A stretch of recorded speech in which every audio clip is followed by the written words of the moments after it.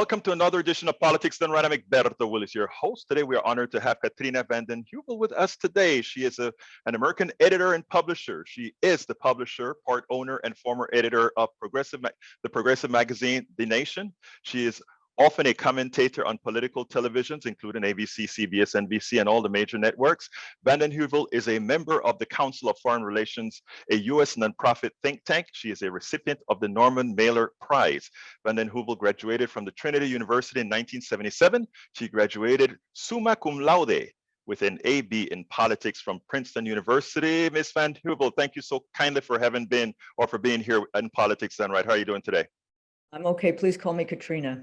All right, no problem, no problem, Katrina.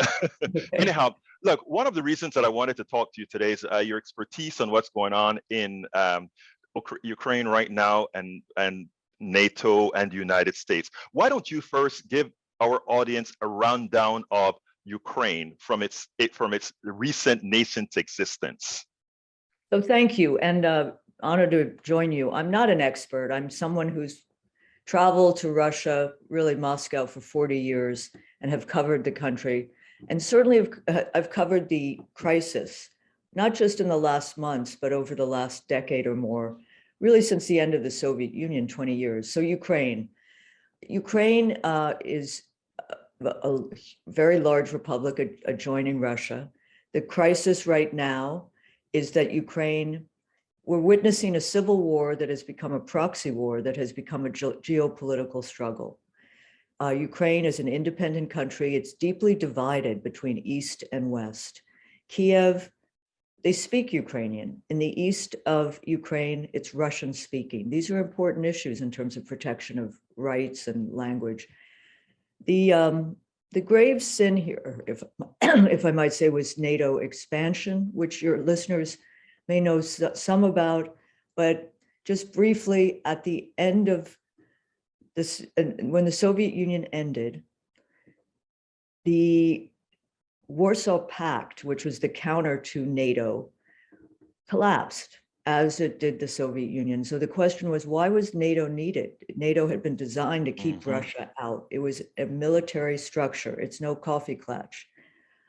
In 1990, in Berlin, when Germany reunified, these were all dramatic events, Gorbachev, then Soviet leader, really a democratizer whose democracy attempts have been squandered, was promised by George H.W. Bush and James Baker that NATO would not, quote, move 1 inch eastward. This was a broken promise. There was no agreement. It was verbal. But it has tainted and poisoned relations ever since. So NATO not only expanded eastward, but it has expanded to the borders of Russia. The epicenter of the Cold War, the old Cold War, was Germany. 13 countries joined before 2008, and then now you have 30 plus. And the real crunch came, in 2008, when George W., at a NATO meeting, fast-tracked Ukraine and Georgia membership. You know, there's a delusional quality to our discussions right now, because there's a deep asymmetry as well. For Russia, Ukraine is a vital interest. You can say national security, but it's also human. Many Russians are intermarried, their ties. There's no vital interest in this country in Ukraine. Some people may say that's blasphemy, but it's a realist position. And no American president is going to send American men and women. They are sending weapons, but it's even according to NATO's own charter, Ukraine could not join at this moment because of the territorial integrity issues. So it's really, so 2013, 14, there was essentially a coup in Ukraine. There were attempts to have an election with the former president as part of it, but that fell apart. He fled. New leader came to power, a chocolate oligarch, and who was very corrupt. And he has was ousted in an election, and the new president is someone who played a president on TV. On TV, yeah. He's a humorist, he's a comedian, and he's well-meaning, but the forces in Ukraine that are seeking to undermine diplomatic resolution are fierce. And I think we often forget that in both countries, Ukraine and Russia, you have forces that are not just, Putin, Putin, Putin. He has his own blob, his own establishment, and his own military hardline forces. And those in Eastern Ukraine, separatists who are seeking a different resolution, aren't that happy about diplomacy, would rather. So there's a lot going on. I will conclude right now and say the most dangerous thing in my mind, and I do think we're at a moment, and again, your listeners, viewers, how resonant this is, a moment of US-Russian confrontation that is as dangerous as the Cuban Missile Crisis in 1962. Nuclear armed powers. The most dangerous thing, it seems to me, is not that we're sending troops to the East European countries. As you know, 3,000 troops have been sent. There are more on alert. It's the weapons and the special advisors going into Ukraine. The weapons since 2014, about $3 billion. And we don't know how many special advisors there are. The danger there, of course, is, a tripwire, an accident, a stumble, US Special Ops Force on the front lines shot. I mean, these are issues that could trigger. So I don't see this as that parallel to World War II and all the talk of Munich and appeasement. It's more like World War I, where we could be stumbling into a bloody trench, person to person kind of 19th century battle. Very dangerous. It is sad, Katrina, because one of the things that really upsets me a lot is you come on, you did it both with the Nation's magazine and many others do it with other rags out there, is that they really try to educate the American populace as to what's going on so that they can make an educated decision. One of the things that I really find intriguing is that we just got out of Afghanistan, and in going out of Afghanistan, we left the defense industrial complex needing. They needed places to arm, and in keeping an intelligent American population, and you create an issue that we don't understand, that what Bush did with Russia, etc. It gives the impetus to provide more weaponry and more business to these guys. I want you to tell me, what do you see as the relation between the uneducated American by design, as well as a military industrial complex using that to push politicians to work against our own interest? Very, very, very good question. So to step back a year or so, I think every few years, the United States issues a strategic national security strategy document, 5-year planning. And it was interesting, this past document, that counterinsurgency, as it's called, was downgraded. And the new threats are Russia and China. And they're called the new threats. Now, if you take it to your good question, the weapons companies, this is crass but real, don't make that much money in counterinsurgency. The big weapon systems, big ones, are in the old forms of Cold War, China, Russia. In fact, there was a good report about a week ago. Someone got on a call. These are big companies, the big 4 military industrial complexes. And it was a call with shareholders. And they were boasting of how much they were making in these times, how good it was for them. I don't think you can strip away those profits and what that means. NATO, by the way, is also very involved, invested in the military industrial complex. Part of membership in NATO is that you buy primarily from US, maybe French, other companies, and that your equipment be compatible, interoperability. But here's my thinking about people. I think there's a tendency in a lot of our politics around foreign policy to blame the people. Like the people demand we do this. I think there's a lot going on in Washington, in the blob, in the establishment, that has its own rhyme and rhythm, its own world. I think Americans, and I don't want to speak for all Americans, but you could see in some of the surveys, people don't want endless war. I mean, there was an anger how we got out of Afghanistan, not that we did get out. Mm-hmm. It's a different issue. I mean, but But it is insane, it seems to me. I do think people want an end to endless wars, multiple deployments. Who's fighting? I mean, it's class, it's race. It brings, and then the ultimate to me is think of all the crises we have to face from pandemics. I just read like we're running out of equipment. Globally, there's an apartheid of vaccination. We have an existential climate crisis. We have staggering inequality at home and globally, and racial justice, injustice, so many issues that demand resources. So we've just come out of an insurgency, 20 years, the longest running war, except for maybe for Korea. And you know how much cost of war project at Brown University estimated, and they're very good, 5.6 trillion. Think of that. And today, the humanitarian catastrophe in Afghanistan is horrific and demands 5 billion. But the international community, such as it is, can't find that money.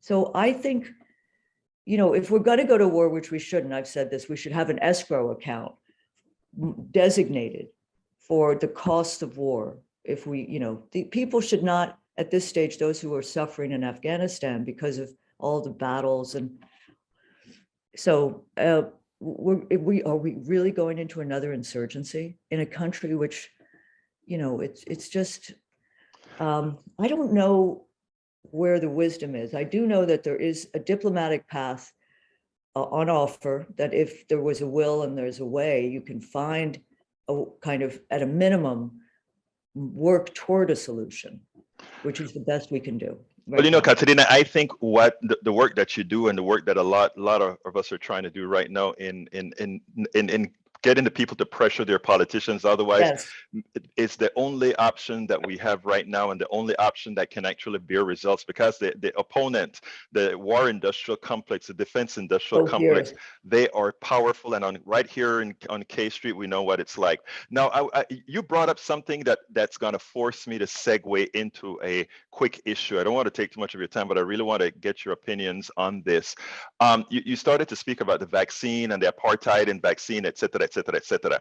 I don't only look at it as the apartheid in vaccine. I look at it as in that the crisis that we have between the haves and the have-nots so huge, and anytime we try to assist, there's a problem. Build Back Better, something that is marginally small compared to what we put out in so many places, is problematic. First of all, what's your thoughts on Build Back Better and its composites? And also, what are your thoughts on how the hell do we get out of this dilemma? Whoa, small question. What? But it's critical. You're right that what should be is a massive public investment program, and what we've gotten, there was first the American infrastructure plan did cut poverty 40%, but the fact that it doesn't continue is a travesty. And then you had the basic infrastructure plan. So you had the relief plan 1.9 and the infrastructure. But Build Back Better had some very good programs, but as we know, you got two people who are holding up due to the undemocratic nature of the Senate. And without those margins, this thing has been held up. I think Manchin said the other day it's dead. There's going to be a move, as I follow it, to pass in different pieces, so it's not one bill. I had a problem with, there was a hope that the bill would be covered, the Build Back Better, as a bill to improve the condition of people's lives. Instead, every day, as you know, in the media, it was sausage. It was, how much did it cost? How much did it cost? And people got freaked out, I think, by that and not learning what was in it that would improve the condition of their lives. Our system, what scares me is we have a structural block. We have a minoritarian power center, undemocratic, racist for the most part, and they have a hold of institutions that will assure their power for a long period of time. And I think how we take on the institutions is a very difficult job, but it's imperative because the Senate's not democratic. Look at the courts. The Supreme Court in some, it's just such a block. And now we're going to have this battle. And then you have the state houses, gerrymandering. So these are all demand what you said, people power, but also allied with those inside who can fight the fight. I do think the movements have been strong. I believe in social movements making change. We talk about speaking truth to power. I'm struck by this though, because I wrote a little bit about Afghanistan based on the Afghan papers, which were open documents showing the generals knew it wasn't working. It was like, Vietnam. So in fact, in speaking truth to power, often those in power know the truth, but they don't want to show it because they show their weakness. And I think we can approach movement organizing in a way that there are weaknesses and there are inflection points and edges we can take on. Now, your magazine has been instrumental in the progressive movement, bar no other. Well, there are many out there as well, but yours have been instrumental. But one of the issues that we have is that we don't get enough coverage of the issues in the detail that you've just spoken about. I mean, you're every now and then they want to get a little snippet. They throw you on MSNBC or NBC or one of the networks, and you get to say your piece. And we have the right and the neoliberals talking both against you. I mean, it's like your left flank is not with you, and your right flank is not with you. I've spoken about having to really establish a strong independent network that is not affiliated at all with any of the corporatocracy. How can we achieve that goal, in your opinion, given your expertise with having been with The Nation magazine and others?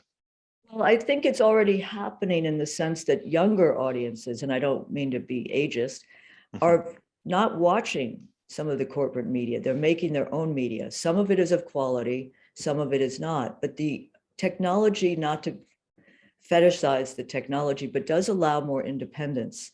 And whether it's podcasts, I believe in radio, streaming, there's an ability to hear more voices. And I think many people are sick of the kind of suffocating consensus. You're so right. When I was doing more corporate media, they cast you. They wanted you to be the liberal Democrat. And by the way, that was the kind of range of views. So they immediately limit the parameter of views. And then there was Russiagate, which, you can have different points of view on, but I think it squandered 5 years of our, how much was not discussed and all the attention to it.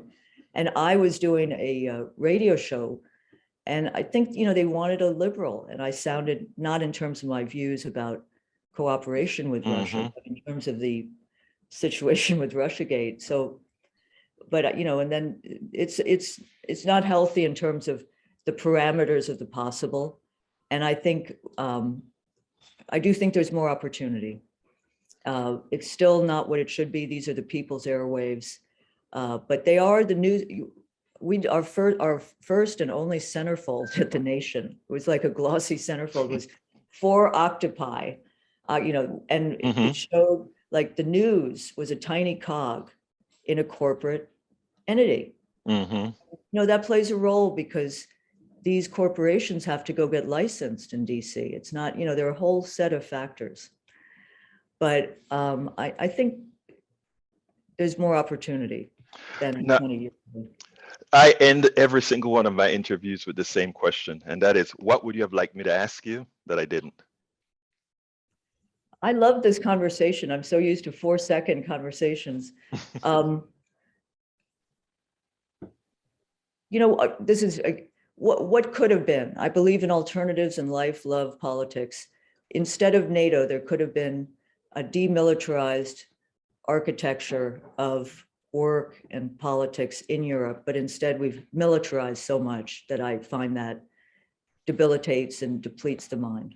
So peace and security and restraint and engagement and let's start to demilitarize, because it's not assisting anyone.